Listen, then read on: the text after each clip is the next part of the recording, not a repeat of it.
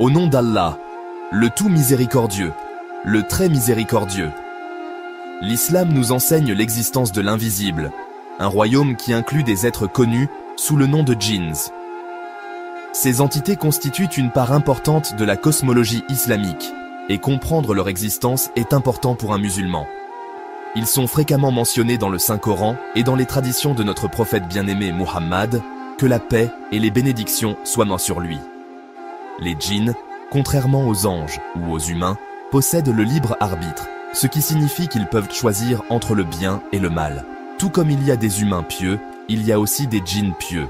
Inversement, tout comme il y a des humains qui choisissent un chemin d'incroyance et de mauvaises actions, il y a des djinns qui font de même, souvent appelés shayatin ou diables, avec Iblis ou Satan étant le plus éminent parmi eux.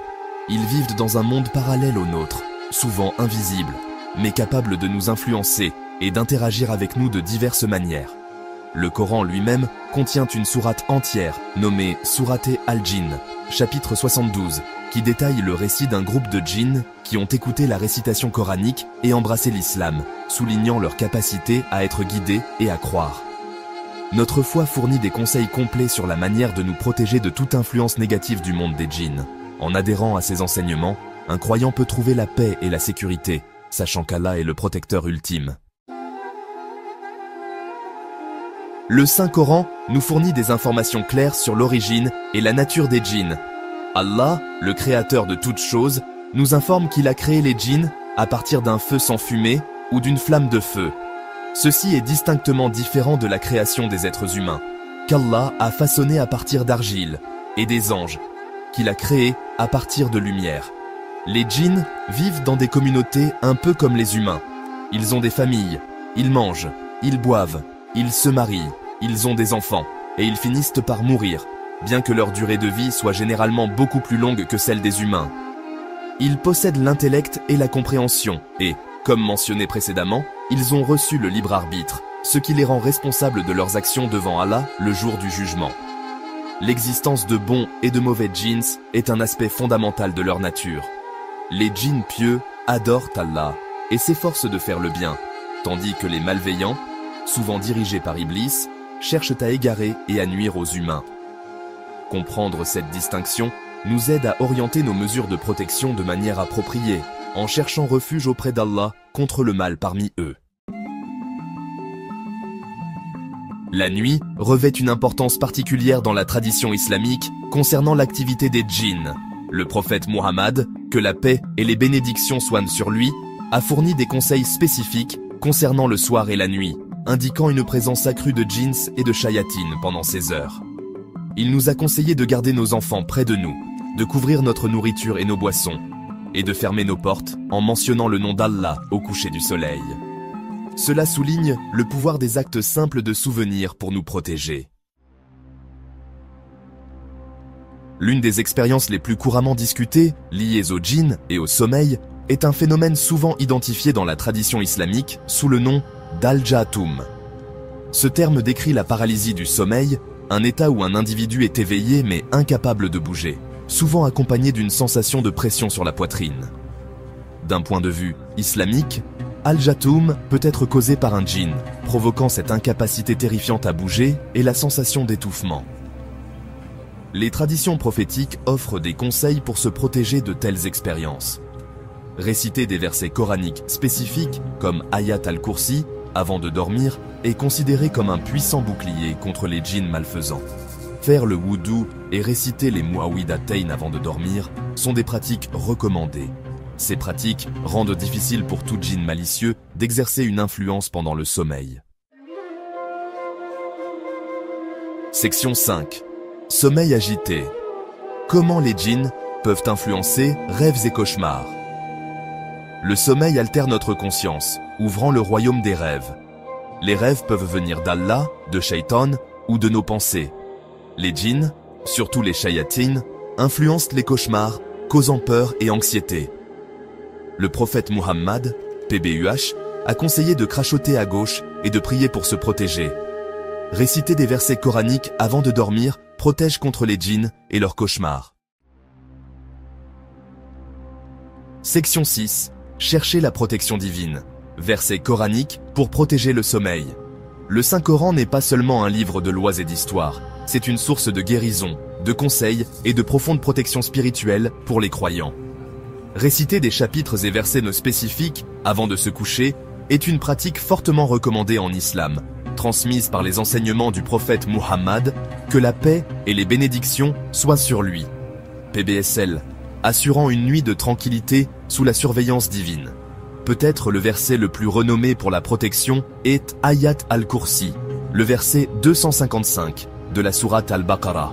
Le prophète, PBSL, nous a informé de ses immenses vertus, déclarant « Quiconque récite Ayat al-Kursi la nuit, un protecteur d'Allah restera avec lui, et Satan ne l'approchera pas jusqu'au matin. » En plus d'Ayat al-Kursi, les deux derniers versets de la sourate al-Baqarah, les versets 285 à 286, sont également fortement recommandés pour la récitation nocturne. Le prophète Muhammad, PBSL, a dit « Quiconque récite les deux derniers versets de la sourate al-Baqarah la nuit, ils lui suffiront. » De plus, les Muawwidatayn, la sourate al-Falaq, chapitre 113, et la sourate an-Nas, chapitre 114, ont été spécifiquement révélés pour chercher refuge auprès d'Allah contre diverses formes de mal. Réciter ces sourates, surtout avant de dormir, est un appel direct à la protection complète d'Allah contre les menaces visibles et invisibles. Section 7. Conseil du prophète, PBSL, Hadith sur la protection nocturne. La sunna du prophète Mohammed, que la paix et les bénédictions soient sur lui, est une source riche de conseils pratiques pour chaque aspect de la vie d'un musulman, y compris comment se protéger du monde invisible des djinns, particulièrement pendant la nuit. Une pratique fondamentale soulignée par le prophète, PBSL, est l'accomplissement du wudu, les ablutions, avant d'aller au lit. Il a dit « Quand tu vas te coucher, fais tes ablutions comme tu le fais pour la prière, puis allonge-toi sur ton côté droit. » Le prophète, PBSL, a également enseigné des duas spécifiques, des supplications, à réciter avant de dormir. Parmi elles, il y a la dua, Bismika Rabbi wadatu janbi, wabika arfa'uhu. In amsakta nafsi farhamha.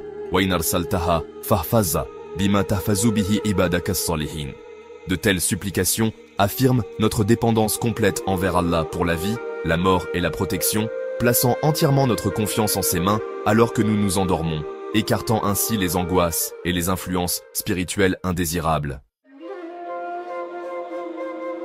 Section 8. Mesures pratiques pour une nuit sûre, rituels et bonnes habitudes. Au-delà des versets coraniques spécifiques et des supplications prophétiques, l'islam encourage une approche globale de la vie qui inclut intrinsèquement des mesures de protection et de bien-être qui s'étendent à la protection de soi pendant le sommeil. Premièrement, maintenir la propreté générale de sa maison et particulièrement de la chambre à coucher est important. Les djinns, surtout les plus malicieux, sont souvent dits attirés par les endroits désordonnés, sales ou négligés. Nettoyer régulièrement la maison, s'assurer qu'il n'y a pas d'eau stagnante et garder la zone de sommeil propre et bien rangée peut contribuer à un environnement plus serein. Deuxièmement, il est conseillé d'éviter de laisser de la nourriture et des boissons à découvert pendant la nuit. Le prophète Muhammad, PBSL, a instruit « Couvrez vos récipients et attachez vos outres, car il y a une nuit dans l'année où une épidémie descend, et elle ne passe par aucun récipient découvert ou outre non attachée sans qu'une partie de cette épidémie n'y descende. » S'engager dans le souvenir d'Allah, le dhikr, tout au long de la soirée, et avant de se coucher, crée une ambiance spirituelle puissante. Un cœur et une langue occupés par le souvenir d'Allah sont moins susceptibles aux chuchotements et aux perturbations de Shaitan. Section 9. Conclusion. Vigilance, foi et confiance dans le bouclier d'Allah. En conclusion, le monde des djinns est une réalité affirmée par les enseignements islamiques, et leur potentiel d'interagir avec ou d'influencer les humains, particulièrement pendant l'état vulnérable du sommeil, est une question dont les croyants devraient être conscients. Cependant, cette prise de conscience ne doit pas conduire à une peur excessive ou à la paranoïa. Au lieu de cela, elle devrait nous donner les moyens, avec la connaissance et les outils fournis par Allah et son messager, que la paix et les bénédictions soient sur lui, de rechercher une protection solide. Les principales méthodes de protection tournent autour du renforcement de notre lien avec Allah. La récitation de versets coraniques spécifiques, tels qu'Ayat al-Kursi, les versets de conclusion de la sourate al-Baqarah, et les Mu'awwidhatayn, les sourates al-Falaq et an-Nas, avant de dormir, agit comme un puissant bouclier spirituel. De même, adhérer à la sunna du prophète, PBSL, en faisant le wudu, les ablutions, avant de se coucher, en récitant les douas prescrites, les supplications, pour le sommeil, et en époussetant le lit, sont toutes des pratiques qui fortifient le croyant contre tout mal ou perturbation du monde des djinns. Avec la connaissance, la pratique constante des protections recommandées et une foi inébranlable, les musulmans peuvent s'assurer que leurs nuits sont paisibles, leur sommeil réparateur et leur vie protégée des maux invisibles des djinns, vivant avec conscience mais sans crainte excessive.